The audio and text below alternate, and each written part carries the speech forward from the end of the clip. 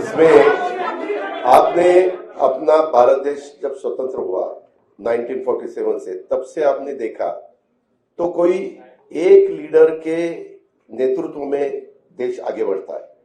शुरू में अलग था, पंडित जवाहरलाल नेहरू जी के नेतृत्व में देश जब काम कर रहा था, देश में जब ये लोग काम कर रहे थे तो सरदार वल्लभ भाई पटेल, बाकी के जो लोग बहुत से थे, उन्होंने सबने मिलके वो देश चलाया। उसके बाद लाल बहादुर शास्त्री, इनका नेतृत्व आया। उसके बाद इंदिरा जी का नेतृत्व आया। इमरजेंसी के वक्त इंदिरा जी को अपने देश के लोगों ने थोड़ा सा बाहर उनको हरा दिया था, वो खुद भी हार गई थी। लेकिन उसके बाद वापिस जो लोग इकट्ठा हुए अलग अलग पार्टियों के, जिसको हम खिचड़ी बोलते हैं, वैसा हुआ। वो गवर्नमेंट ज्यादा चला नहीं, 2.5 साल के अंदर ही चुनाव हुए। वापिस इंदिरा जी का नेतृत्व में उनका करिश्मा था, उनके नेतृत्व में ही सरकार आई। उसके बाद राजीव गांधी के नेतृत्व में सरकार आई। और ये सब होने के बाद बहुत सालों के बाद मैं भी मेंबर ऑफ पार्लियामेंट बना 91 में, ये भी 91 में, हम साथ साथ, तब एक कांग्रेस थी, कांग्रेस के मेंबर ऑफ पार्लियामेंट के नाते हम वहां चुनाव जीत के गए थे।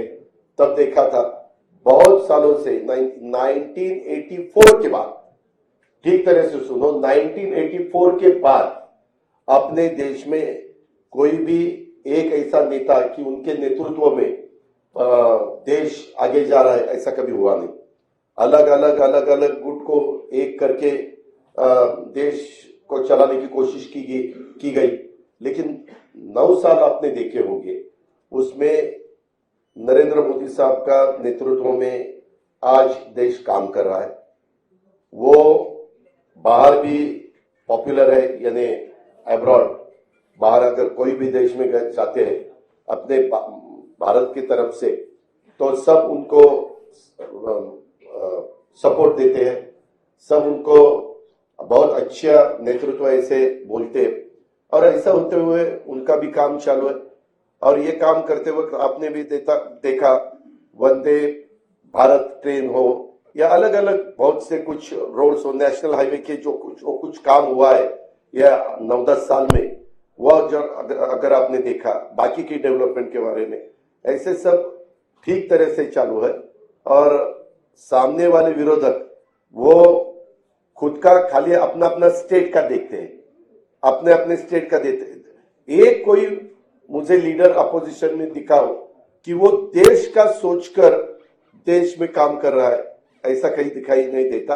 और इतना बड़ा पॉपुलेशन होते हुए हमें सबको ऐसा लगा कि नरेंद्र मोदी साहब के नेतृत्व में ही लोकसभा हो या आगे वाले चुनाव हो, वो सहयोगी पार्टी के नाते, जैसे हम इससे पहले कांग्रेस के साथ जाते थे, तो बीच में हमने शिवसेना के साथ हम 2.5 साल गए, वैसे अभी आगे विधानसभा हो, लोकसभा हो, लोकल बॉडीज का तो चुनाव वहां के डिस्ट्रिक्ट के हमारे कार्यकर्ता सोचेंगे, वहां के लीडर सोचेंगे कि क्या करना चाहिए क्या नहीं करना चाहिए।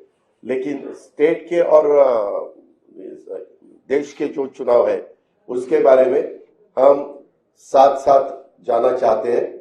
और इसीलिए महाराष्ट्र के डेवलपमेंट के लिए और देश और मजबूत होना चाहिए और आगे जाना चाहिए।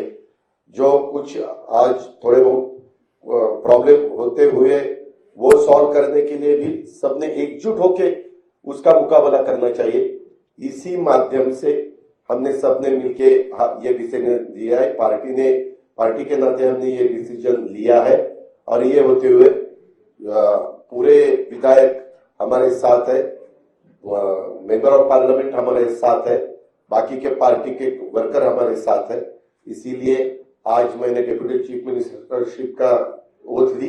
बाकी के हमारे सीनियर नेता और नया भी कुछ लोगों को हमने आज तक इस गवर्नमेंट में लेडी को प्रतिनिधित्व नहीं था, आगे शायद वो देंगे, लेकिन हमने वो भी सोचा। और यंग जनरेशन को भी हमने कैबिनेट मिनिस्टर के नाते, जैसे पहले मुझे याद है भुजबल साहब के नेतृत्व में हमने जब 99 में चुनाव लड़ा था, तब हम यंग थे, मैं आर पाटिल, दिलीप वळसे पाटिल, जयंत पाटिल, हम सुनील तटकरे, हम सब ये लोगों को मौका मिला था। अभी वैसा ही संजय बनसोड़े हो या अपना आदित्य तटकरे हो या अनिल भाईदास पाटिल हो, ऐसे अलग अलग नए लोगों को भी हमने उसमें शामिल किया गया है। और उसमें ट्राइबल को भी प्रतिनिधित्व मिलना चाहिए, शेड्यूल कास्ट को भी प्रतिनिधित्व मिलना चाहिए, माइनॉरिटी को भी प्रतिनिधित्व मिलना चाहिए, लेडीज को भी प्रतिनिधित्व मिलना चाहिए। ऐसा सब सोचकर और ओबीसी को भी प्रतिनिधित्व ज्यादा मिलना चाहिए, ऐसा सब सोचकर हमने ये मिनिस्ट्री में मौका दिया है। और आगे भी जो हम जब बात सीएम साहब के साथ करेंगे, बाकी डीसीएम साहब साथ के करेंगे, बैठेंगे, तो बाकी के भी लोगों को और मौका देने की हमारी कोशिश है।